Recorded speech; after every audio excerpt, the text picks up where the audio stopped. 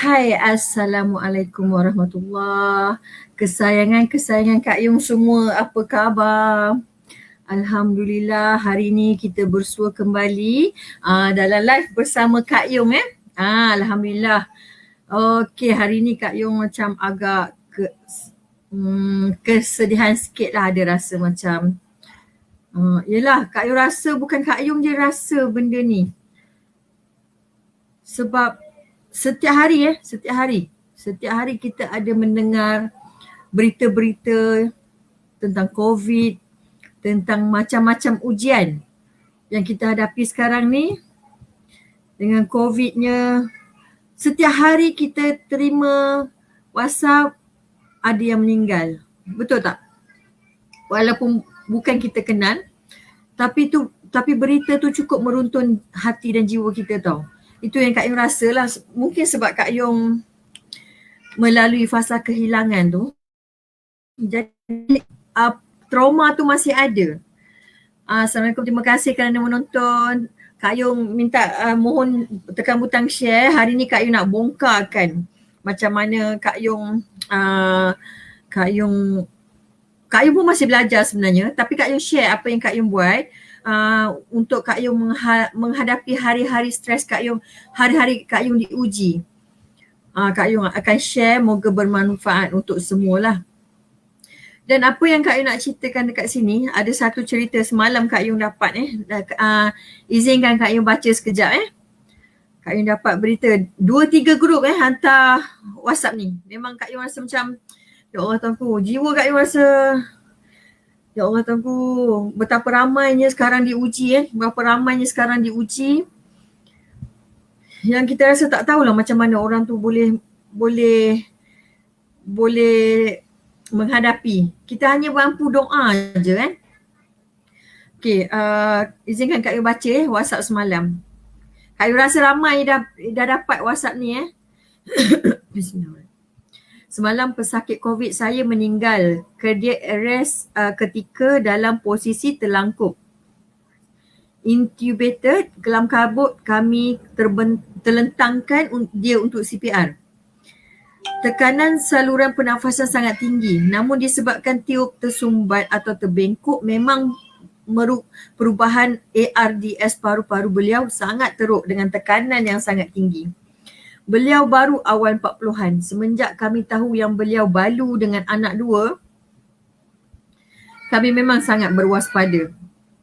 Bayangkan semenjak masuk ICU, kami tak perasan yang setiap hari kami duk update melalui telefon anak beliau yang baru umur 15 tahun. Semua sangka bercakap dengan anak dewasa. Sampailah hari saya on call baru tahu. Beliau tinggal di rumah kuarantin berdua dengan adiknya yang berumur 12 tahun.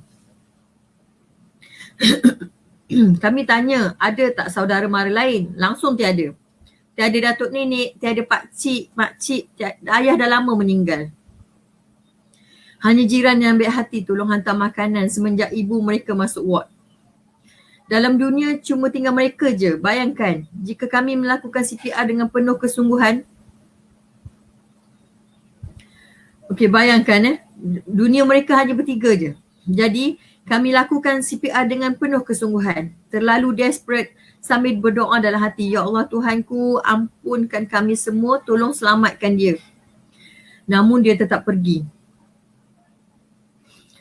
Sewaktu saya suruh MO sampaikan berita pada anak beliau pada jam 1 pagi, dalam hati saya tertanya, bagaimanalah budak umur 15 tahun nak uruskan pengkebumian ibu dia.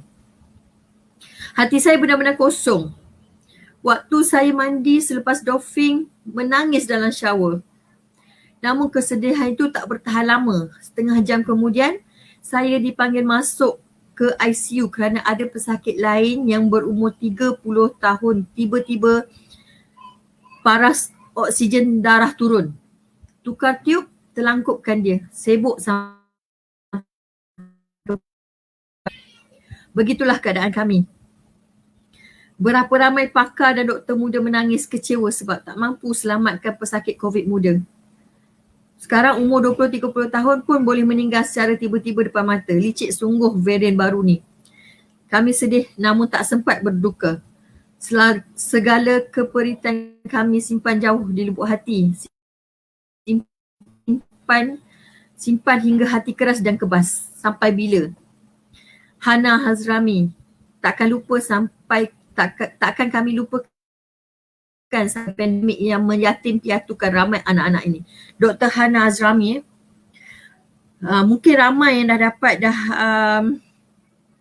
WhatsApp ni viral. Jadi agak tersentuh sangat-sangat. Ya Allah Tuanku, Kak Yong bila dapat WhatsApp macam ni, Kak Yong akan berdoa kan. Ya Allah Tuanku, kau mudahkanlah mereka ya Allah. Sebab Kak Yong dah melalui keperitan itu. Kita dah melalui keperitan tu, jadi kita rasa macam mana orang nak tahan kan. Macam mana orang nak hadapi benda ni. Tapi Allah tu maha sebaik-baik perancang. Allah tahu apa yang Allah lakukan, apa yang Allah bagi pada kita. Jadi Kak Yong dekat sini, Kak Yong nak sharekan. Kak Yong harap memberi manfaat lah untuk semua. Dan Kak Yong harap boleh tekan butang share untuk kita kongsikan dengan lebih ramai lagi. Insan-insan di luar sana yang sedang berduka, insya-Allah moga dapat sedikit sebanyak manfaat daripada perkongsian Kak Yong. Itu yang Kak Yong harapkanlah. Dan terima kasih kepada semua kerana sentiasa setia follow Kak Yong. InsyaAllah Kak Yong doakan kita sama-sama Allah berikan kita kemudahan, ketenangan, ketabahan. Moga kita dapat dan kita berjaya menghadapi ujian Allah ni. Okey, apa yang Kak Yong apa yang Kak Yong hadapi ujian Allah ni? Bermula daripada arwah suami Kak Yong stroke 3 tahun. Kemudian beliau menghembuskan nafas terakhirnya pada bulan 4 tahun lepas. Jadi Kak Yong anggap itu sebagai satu hadiah daripada Allah untuk Kak Yong hadapi. Kak Yong jenis manusia yang Kak Yong tak fikir. Kak Yong bukan tak nak fikir sebab tak boleh fikir. Kalau kita fikir sampai ke hujung-hujung, kita takkan dapat jalani dengan baik. So kita tak payah fikir banyak. Kita hanya redah dan jalan je.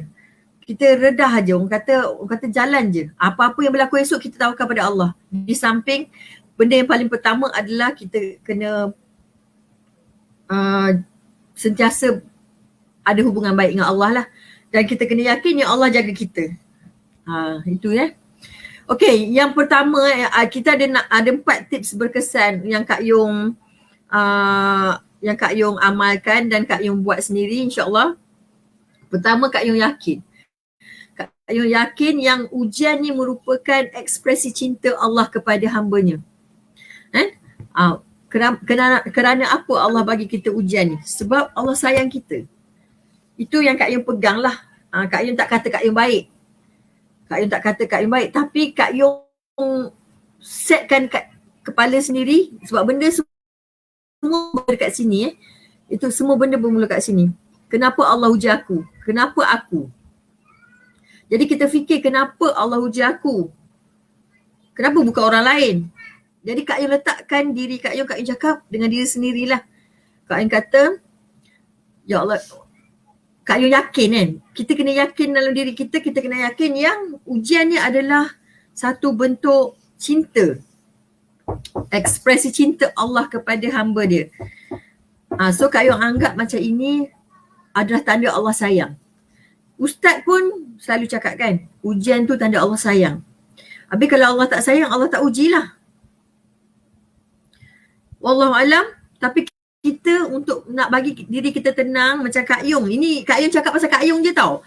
Sebab Kak Yung nak share apa yang Kak Yung lalui dan apa yang Kak Yung rasa dan apa yang Kak Yung buat. Kak Yung bukanlah ustazah yang nak sebab Kak Yung cetek ilmu lagi, banyak benda yang Kak Yung nak belajar, tapi Kak Yung hanya share apa yang Kak Yung lalui, itu je. Moga apa yang Kak Yung lalui ni, apa yang Kak Yung buat ni dapat manfaat. Itu je yang Kak Yung pegang. Ya, sebaik-baik manusia adalah manusia yang beri manfaat pada orang. Okey, Kak Yung percaya dan Kak Yung yakin bahawa ujian ni merupakan ekspresi cinta Allah kepada hamba dia. Itu yang Kak Yung pegang. Jadi bila kita rasa macam ujian ni tanda Allah sayang, so apa yang kita rasa? Of course kita akan rasa bersyukur, betul tak? Kita akan rasa bersyukur, ya Allah Tuhanku, alhamdulillah, terima kasih Allah, kau sayang aku ya Allah. Pernah dengar tak kisah sahabat? Ni Kak Yung nak cerita sikit, nak share sikit pasal kisah sahabat yang Kak Yung dengar daripada ustaz jugalah dalam ceramah ceramah ustaz-ustaz. Pada zaman dahulu ada kisah sahabat ni menangis jika sehari tak dapat ujian daripada Allah. Sampai macam tu sekali kita terbalik kan. Kalau kita diuji kita menangis. Bukan nak cakap orang Kak Yung. Ni Kak Yung, bukan nak cakap orang lain. Allah Kak Yung diri Kak Yung. Dekat situ Kak Yung ajar diri Kak Yung sendiri. Kak Yung kata orang zaman sahabat dulu menangis tak dapat ujian. Memang betul ni kisah boleh rujuk ustazah, boleh tanya ustazah. Para sahabat dulu menangis, ya Allah ya Tuhanku, kenapa hari ni aku tak diuji ya Allah? Kenapa hari ni aku tak diuji ya Allah? Kau tak sayang aku ke? Kau dah tak ingat aku ke? Para sahabat dulu. So Kak Yung cakap dengan diri Kak Yung, dulu orang minta, zaman sahabat dulu minta diuji. Sebab kita dah tahu dah, ujian tu tanda Allah sayang. Jadi kita fikir, itu Kak Yung fikir ujian ni adalah tanda Allah sayang. Jadi dengan rasa macam tu kita akan rasa bersyukur. Bukan bersyukur sebab suami meninggal, tidak. Tapi bersyukur bahawa Allah dah hantar ujian ni untuk kita. Pasti Allah tahu kita mampu hadapi. Kalau tak, Allah ni tak kejam. Allah tak kejam. Allah tak kejam. Jadi setiap apa yang Allah buat, Allah tahu. Allah sebaik-baik perancang dan Allah tahu apa yang terbaik untuk kita. So kita yakin yang itu adalah ujian untuk kita. InsyaAllah bila kita yakin tu kita akan belajar perlahan-lahan untuk redha. Walaupun kita akan ada melalui fasa sedih sebab kehilangan of course. Bohong tak sedih, tipu kalau Kak Yung tak nangis. Tapi hati Kak Yung boleh melalui hari-hari Kak Yung, rutin harian Kak Yung yang jadual tu daripada 5 pagi sampai pukul 12 malam tu pack. Dengan alhamdulillah Kak Yung senyum. Itu yang kita nak, ketenangan tu yang kita nak. Sebab kita tak nak melalui hari demi hari dengan stres kan. Kak Yung harap insyaAllah korang cubalah buat apa yang Kak Yung amalkan. InsyaAllah Kak Yung doakan korang dapat juga ketenangan apa yang Kak Yung dapat insyaAllah. Okey, itu yang pertama yakin. Yakin bahawa ujian tu adalah ekspresi cinta kita pada cinta Allah pada hamba-Nya. Okey, yang kedua adalah yakin. Kita kena yakin bahawa semakin besar dan cubaan yang Allah turunkan pada kita, makin besarlah pula pahala dia. Dan makin besar, makin sayang Allah limpah pada kita dengan syarat kita dapat menyelesaikan setiap ujian itu dengan secara baik. Boleh faham tak apa yang Kak Yung cakap? Boleh faham Yakin bahawa semakin besar dan semakin banyak cubaan yang Allah turunkan pada kita, makin besarlah juga pahala dia. Dan makin kuatlah sayang Allah yang Allah limpahkan pada kita. Tapi dengan syarat dia adalah kita dapat menyelesaikan setiap ujian hidup tu secara baik. Itu dia. Itu yang Kak Yung pegang. Sebab ujian ni bukan satu tau. Dalam hidup kita ni memang penuh dengan ujian. Sentiasa. Ujian ni sentiasa. Ujian ni sentiasa datang dalam pelbagai bentuk. Tapi Kak Yung ada amalkan satu doa yang Ustazah juga ajarkan supaya kita tak diuji melalui anak-anak kita. Na'udzubillah na'udzubillah min zalik. Kak Yung selalu cakap, ya Allah Tuhanku, janganlah kau uji aku melalui anak-anak aku. Kak Yung sentiasa amalkan doa tu sebab yalah Kak Yung cukup takut. Ya Allah Tuhanku, janganlah kau uji aku melalui anak-anak aku. Bayangkan kalau anak tu demam pun, ya Allah Tuhanku, kita rasa macam ya Allah tolonglah bagi alihkan demam ni padaku, ya Allah aku tak sanggup dengan anak aku demam, ya Allah. Itu baru demam. Korang bayangkan kalau lebih teruk daripada demam, na'udzubillah min zalik. Tapi apa-apa pun itu adalah ketentuan Allah. Kita hanya boleh berdoa, memohon. Allah bagi tak bagi itu kerja Allah, kita jangan campur. Okay? Itu yang kedua tadi. Yang ketiga kita yakinlah bahawa ujian itu akan menghapuskan setiap dosa-dosa kita yang pernah kita buat. Okey, macam umur Kak Yung dah 40 series So sepanjang Kak Yung hidup ni, takkan tak ada dosa. Betul tak? Kak Yung tahu sangat diri kita. Apa dosa kita? Kita tahu. Kita tahu apa dosa kita. Memang tak ada manusia yang tak ada dosa. Kak Yung cakap tambahan di akhir zaman ni orang kata, Ustaz kata setiap hari kita melakukan dosa. Setiap hari yang duduk dekat dengan mak, yang masih ada suami. Setiap hari kita melakukan dosa. Itu sebab Ustaz selalu cakap amalan setiap malam kita minta maaf pada semua orang, minta maaf pada suami especially Setiap malam minta maaf pada suami dan maafkan semua orang. Itu amalan yang insya-Allah baik untuk diamalkan. Kerana kita tahu kita banyak dosa, banyak sangat dosa kita. Daripada zaman remaja, zaman-zaman kegemilangan kita dulu kan. Kak Yung panggil Kak Yung punya zaman jahiliah. Siapa yang kenal Kak Yung tahulah.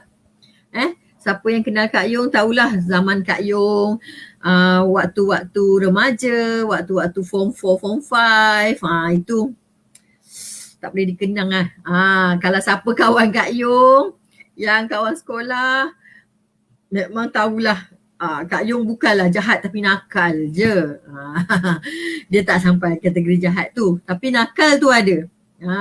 Sebab zaman jahiliah kita bukannya tak ada ilmu, masa tu tak ada orang ajar, bukan, tak ada je mak kita ajar, ustazah ajar. Tapi zaman remaja ni memang satu fasa remaja ni memang satu fasa yang orang kata yes, aku nak, aku semua aku. Benda yang jahat pula tu kan, benda yang baik tak nak pula aku. Tu dia. Itulah dia zaman-zaman fasa remaja yang of course banyak dosa. Dengan tak pakai tudungnya, dengan aurat terdedahnya, tapi Kak Yung tak adalah seksi sangat kan, tak ada. tak ada. Cumanya kita free hair. Itulah. Astaghfirullahaladzim, banyak dosa Jadi dosa-dosa tu kita kena yakin bahawa ujian Allah bagi ni menghapuskan dosa-dosa kita yang pernah kita kerjakan. Itu sebab dalam doa kita, ya Allah Tuhanku, kau ampunkanlah segala dosaku, dosa baru, dosa lama, dosa yang nyata, dosa tersembunyi, semua kita sebut.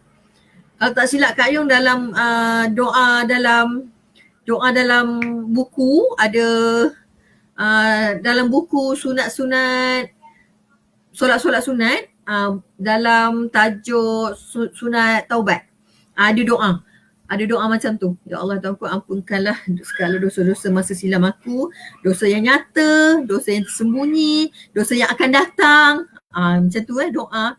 InsyaAllah kita sentiasa teruskan berdoa. Okey. Dalam apa saja situasi kita, talk to Allah. Itulah Kak Yung pegang sekarang.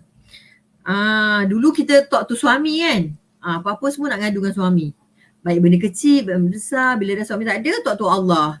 Itu satu hikmah lah Allah nak bagi kita dekat lagi dengan Allah. Nampak tak benda tu kan?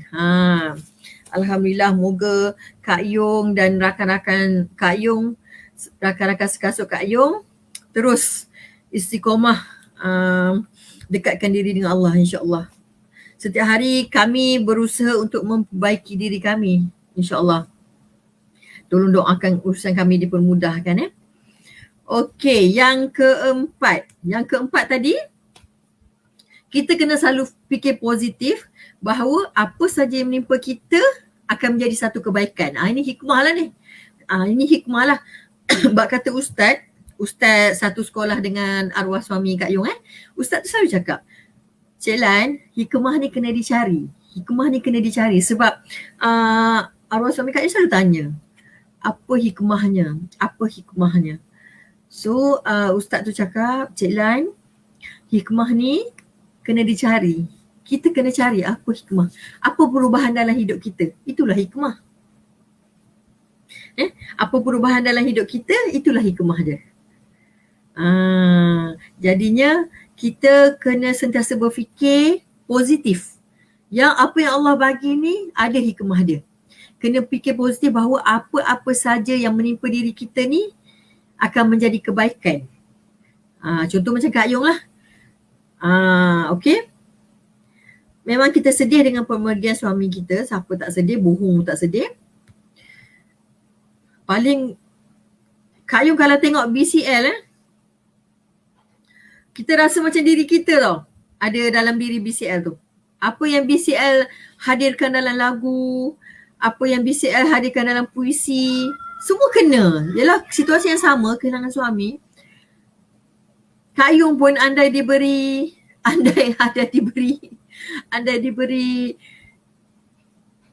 orang kata apa, macam bukan nak menyanyi, tapi nak menyanyi.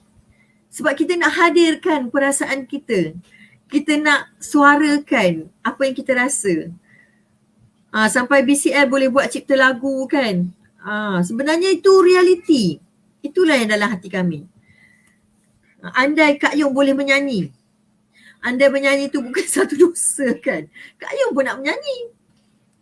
Tapi cukuplah sekadar menyanyi di rumah dengan anak-anak. Dan cuma Kak Yung ni tak cukup masa je. Sebab melayan anak dah 6 orang kan. Dengan kerja Kak Yung lagi. Yelah, of course kita bekerja. Kalau tak kerja macam mana kan. Tanggungan kita besar. Jadi benda tu menyibukkan diri Kak Yung. Kalau nak ikutkan hati Kak Yung, macam-macam benda nak ditulis dekat kepala ni, macam-macam benda kan nak tulis. Nak jadikan dia puisi, nak jadikan dia lagu, macam-macam. Ikut pada situasi kita sekarang tapi bila kita fikir banyak lagi benda lain nak kena buat. Sebab kalau kita duduk menulis lagu tu dalam 3-4 jam, banyak sangat benda-benda yang terberengkalai. Dan dia akan dragkan kita. Dan itu akan buatkan kita jadi stres lah. Sebab kerja jadi bertimpa-timpa. Itulah sampai sekarang benda tu tersimpan je lah kat sini. InsyaAllah Kak Yung memang nak menulis buku sebenarnya. Tapi moga Allah beri kelapangan masa untuk Kak Yung terus menulis. Untuk pengetahuan semua, Kak Yung memang hobi menulis. Itu sebab masa UPSR, Kak Yung ada 1 je A. Yalah, UPSR Kak Yung ada 1 je A. Iaitu penulisan.